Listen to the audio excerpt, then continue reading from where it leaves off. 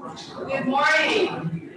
Good morning. Hello. Good morning. You're enjoying breakfast. That's good. That is good.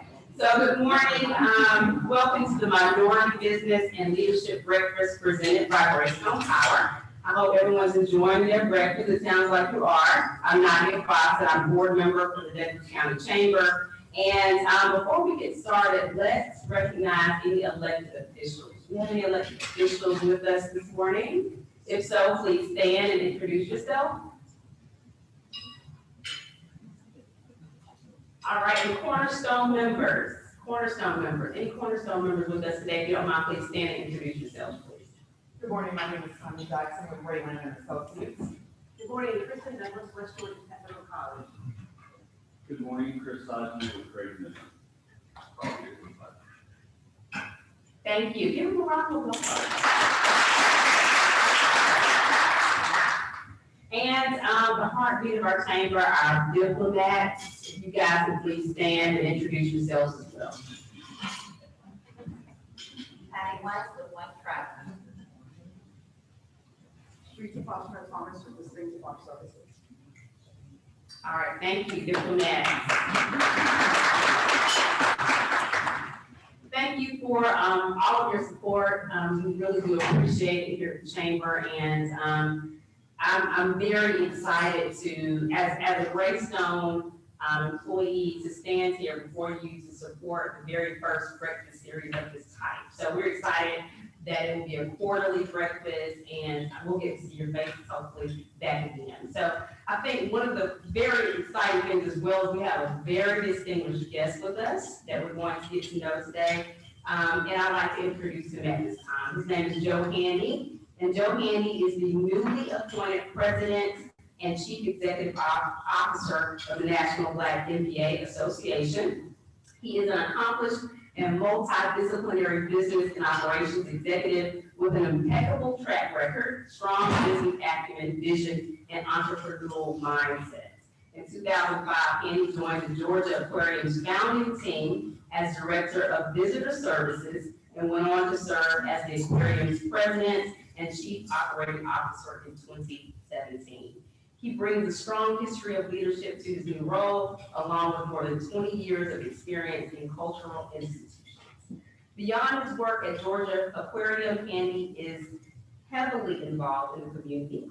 He serves on the Kennesaw State University Foundation Board of Trustees and the Strategic Planning Committee, the advisory boards of KSU Business School, the Morehouse Leadership Honor Society, and the board of directors for the Georgia Chamber of Commerce and the Metro Atlanta Chamber.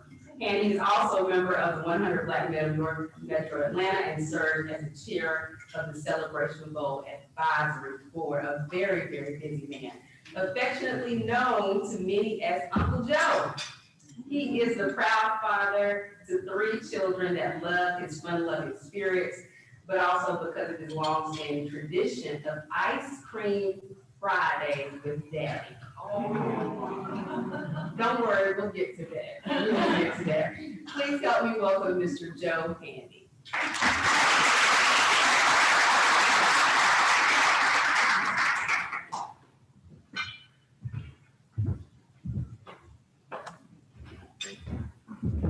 Seat, please. Which one would you like? This one, that one? Baby's choice. Well, good morning, Joe. Good morning, Nadia. It's a pleasure to get to know you. And before we even jump into questions, we have to ask.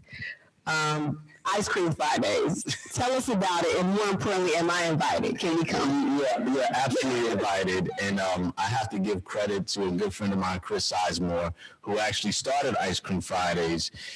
We used to have Fast Food Fridays, and then Chris remixed it somewhat. And one day he came over to the house, and as he was leaving, he was telling my boys that we should have ice cream. So now it's become intimately known as Fast Food and Ice Cream Fridays, thanks to Mr. Sizemore. Okay. So don't start anything you cannot finish is what I hear, right? Yeah. It sounds good. So you still didn't say if you were invited, but we'll check on that afterwards. All right. So let's dive into the questions. I mean, we've heard through the bio about you as CEO. as community advocate. Tell me in the audience what really is driving you throughout your career and what's driving you today. Well, with the running the risk of being long-winded, I would say that I have had the benefit and blessings of having very strong women in my life who have poured into me being a servant leader and understanding that your life isn't just about yourself. And the sort of the story of a turtle on the fence, and some of you have heard the story of the fence, is you see a turtle on the fence, you know it didn't get there by itself. So you know that in many cases, people who have had success in life haven't gotten there by themselves. So the way I look at things, when you have a certain level of success, as you're reaching forward to advance yourself, you also should reach back and pull people with you. So that's the sort of leadership style that I've taken, and that's sort of based on all of the guidance and advice that strong women, my aunts, my grandmothers, my mother has poured into me throughout my life. Mm-hmm. Very good. Reaching back. Reaching back. So as a CEO, I'm sure it is about adapting and changing. Obviously, we've had a tremendous amount of change in the last year plus. But how have you led your organization really to adapt to the change of COVID? And where do you see yourselves in this post-COVID atmosphere? I would say that COVID and the pandemic has caused us to look at business operations in a different way. We have looked at what was somewhat when people were apprehensive as to having folks work from home. Mm-hmm. We were forced to do that, and we were forced to figure it out and forced to find efficiencies in doing that. And you realize that this fear of having people not in the office was overcome pretty quickly because, once again, good things come out when you are forced to do things. You start to discover it. That was something I just learned this morning.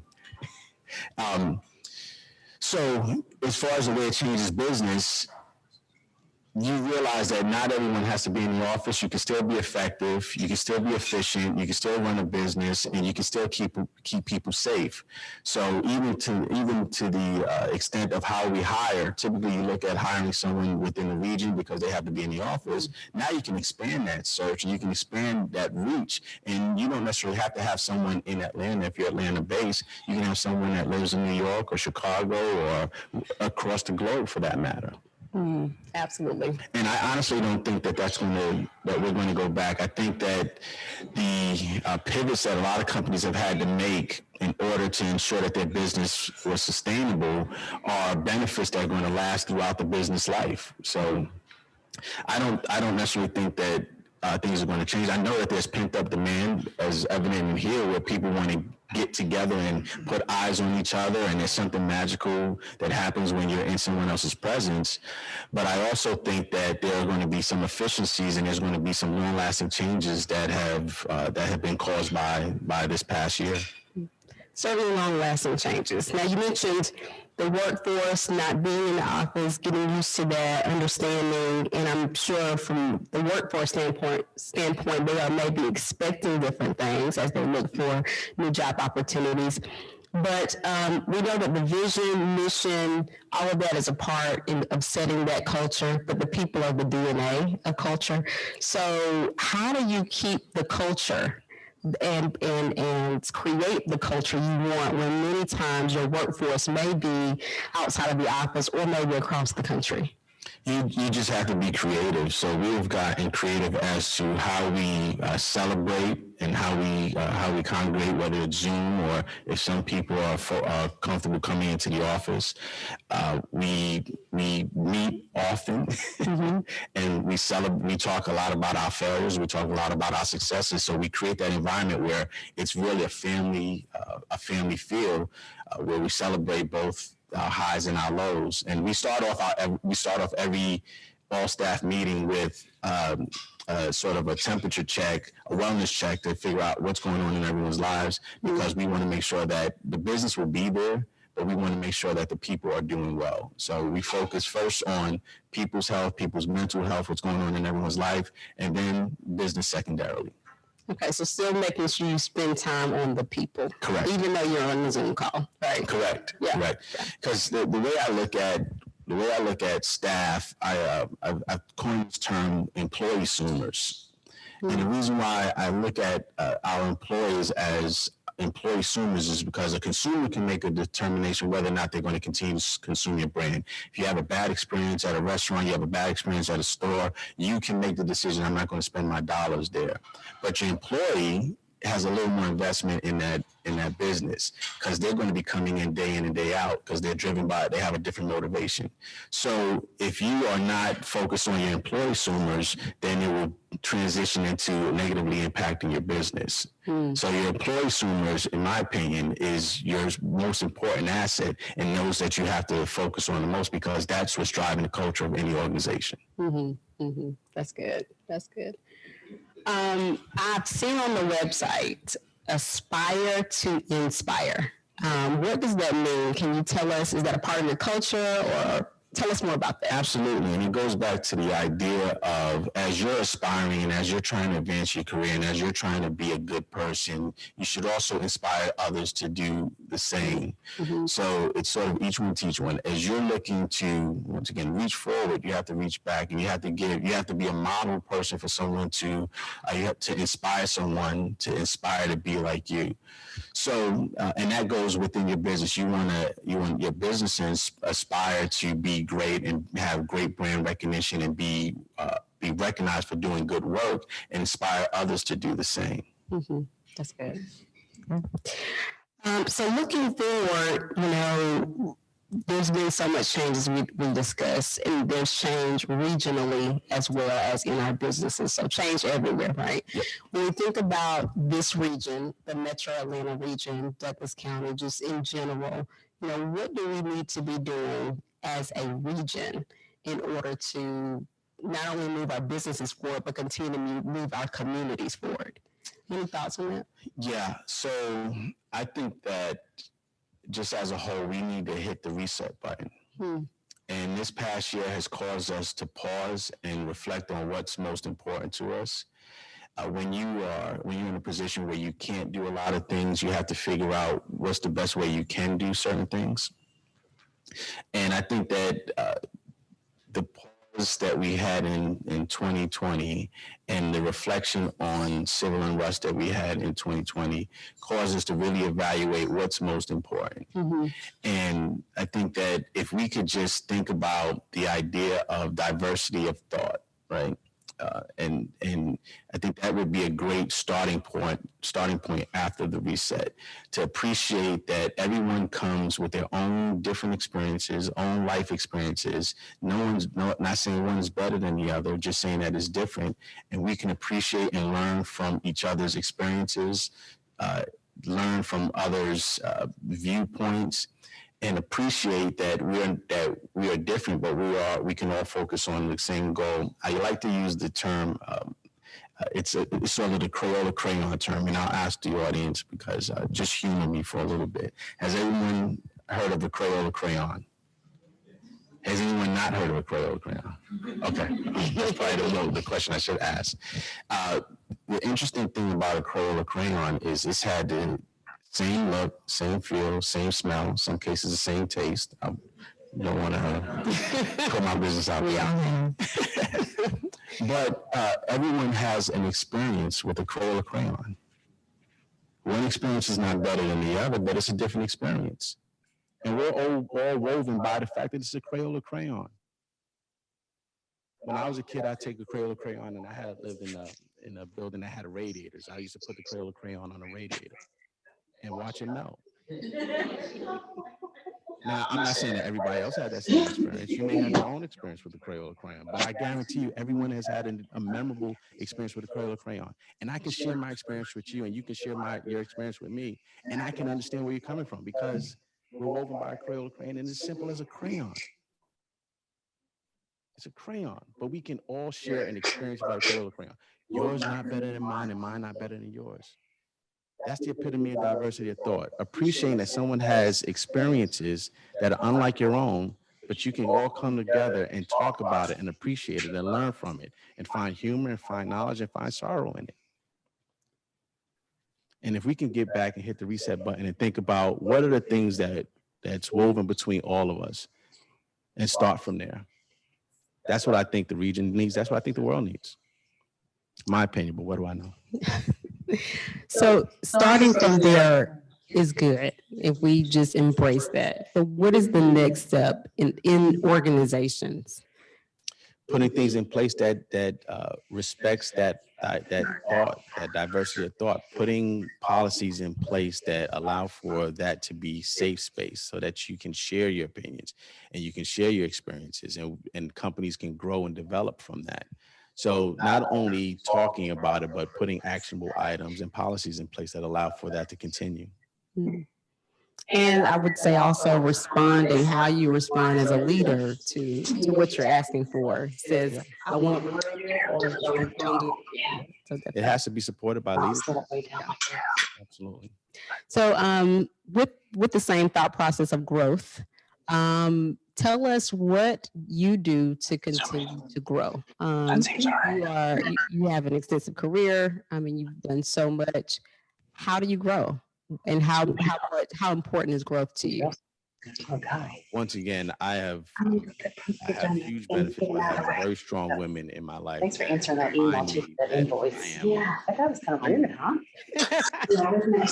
I would say 6 months up past to due. my Okay, mother. 6 months. Why when you resent it? 2019, Yeah. she thought I worked at Things a get library. lost all the time. So my success meant nothing to her. He's not as loud as her, I but was he's going to be at there. Thanksgiving. So just recognizing that how I grow is I continue to have conversations with people that have known me since I was a kid that remind me I gotta type my where I've response come 3 from. times. I continue to look to mentorship. I continue to be faithful and recognize that there's a purpose in my life that I have to strive for, that I'm not there yet. And I continue to listen to others and try to learn what I don't know. And every night I do sort of this self-audit. What did I do today? Was I nurturing to someone, or was I toxic to someone? And if I was toxic to someone, how can I course correct that? Mm-hmm. Mm-hmm. So you've mentioned mentorship and the women in your life, they have helped pull you along. We just talked about aspire to inspire. And again, that sounds like it's reaching back. For the audience today, let's talk about mentorship just a little bit, because it sounds like it's been a thread throughout your organization as well as your life.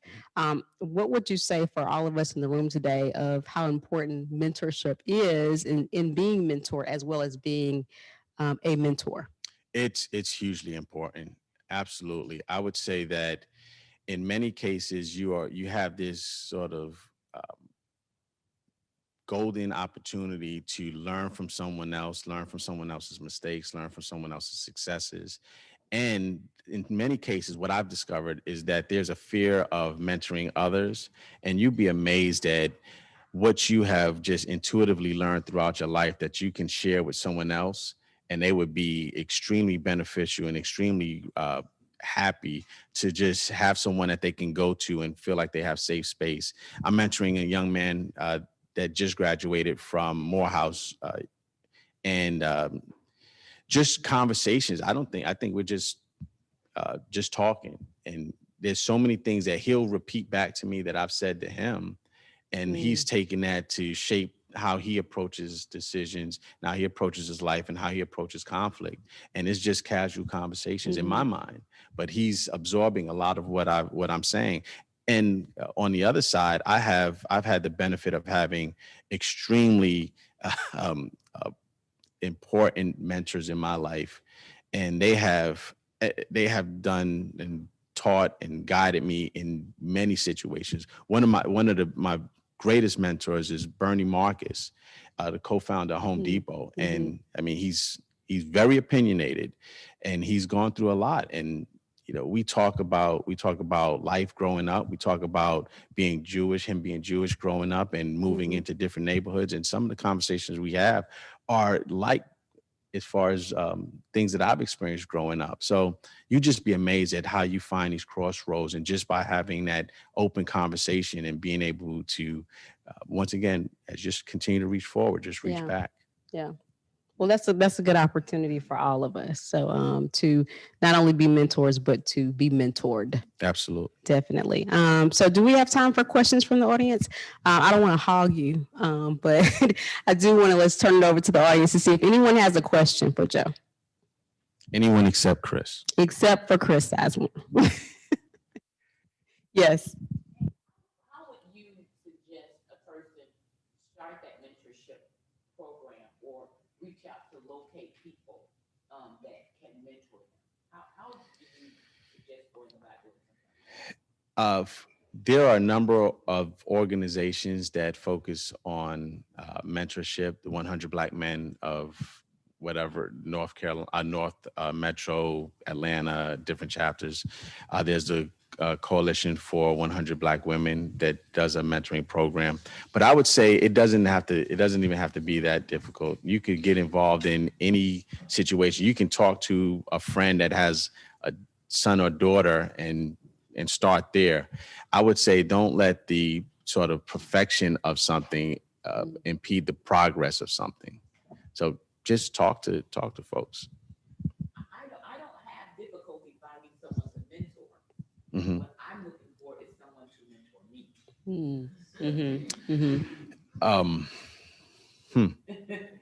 I didn't mean to stump you. No. I'm just trying to.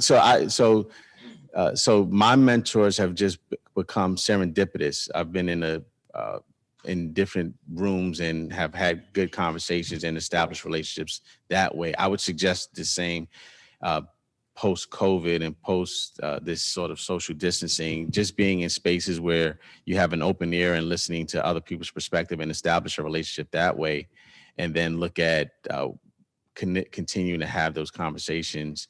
I would say that just being diligent and just being resilient as far as having those conversations and making yourself vulnerable to say that you're looking for a mentor is a good start. Great question, Beverly. Can you share a little bit more about the MBA Black Association? Absolutely. So the National Black MBA Association is actually, we're going to be celebrating 51 years, April 3rd. And it was established in Chicago by a group of MBA students that wanted to have safe space and be able to elevate one another and look at opportunities that existed for Black professionals to advance within their career. And right now we hold the largest career fair for Black individuals that are looking to advance within companies. So essentially what we do is we match Black talent with companies that are looking to source Black talent and create that pipeline. And we have 3 areas of focus. We focus on leaders of tomorrow that dips down into our high school students.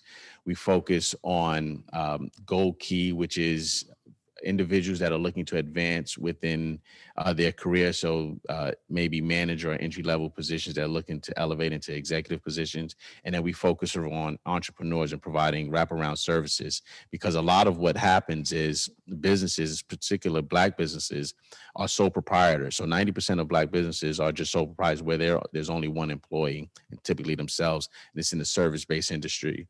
And those businesses don't survive because there isn't a lot of wraparound services. So from understanding the business plan to developing a website to sustaining that website and financial presence, things of that nature. So there's a lot of passion, but there may be resources that aren't afforded to them. So the National Black MBA Association provides those resources, matches that talent, and tries to aspires to inspire students that are looking to advance or look at different career paths. Great question. Any other questions? So before we wrap up, we have certainly heard a lot of good information, a lot of good insights, a lot of good nuggets. Leave us with something, anything you want to tell about yourself personally or about the organization. What would you like us to walk away from here remembering you for? Sure you want me to? Go for it. I would say, let me start off with the National Black MBA Association. One of the challenges that we've had is because of our name and we're going through sort of this rebranding, you don't necessarily have to have an MBA to join the organization. So we're trying to arrest that trend of people thinking that they're sort of a standoff organization. And I would say that just sort of check us out, take a look at us, see if there's value in the association, see if there's value in the organization, and let folks know that we're here to provide resources to people that are looking to look at their career, advance in their career, make a career change, or start a business. Personally, I would say that I'm continuing to try. I'm continuing to not try. I'm continuing to look at ways to be a better person and advance what my passion is. The reason, what led me to National Black MBA Association was, once again, having a foundation of individuals that have taught me to be that servant leader. So leaving Georgia Aquarium, and which I had built and had been there since I think day negative 92, but having that experience and realizing that there's more meaning to life and there's more meaning to helping others caused me to look at this role. And I really found a marriage between my passion and my talent and the ability to impact. And I would say that if this past year has taught anyone anything, it is that life is short. Think about what's important to you. And I'm big on quotes. The quote I will say is, everything you ever want is on the other side of your fears. So when you think about being fearful to make a move, when you think about being fearful to act, when you think about being fearful to mentor or get mentored, just do it. Just go ahead and do it. That was deep. But definitely a takeaway. I love that. On the other side of your fear. So thank you so much, Joe. Thank you all for I know having I've me. learned a lot. I'm sure others have. And we want you to come back. Definitely. Absolutely. Right? I don't live far from here. So. You heard him say it. We'll come back. You heard him say it. And we have ice cream. I make a mean pineapple ice cream and banana ice cream. Well, too. Friday is tomorrow. So we can, we just need your address. Okay. Thank you so much. I will say a few announcements before we wrap up, and certainly continue to finish your breakfast. So our next networking event, thank you, Joe. Our next networking event will be Business After Hours, sponsored by the City of Douglasville on Wednesday, March 31st.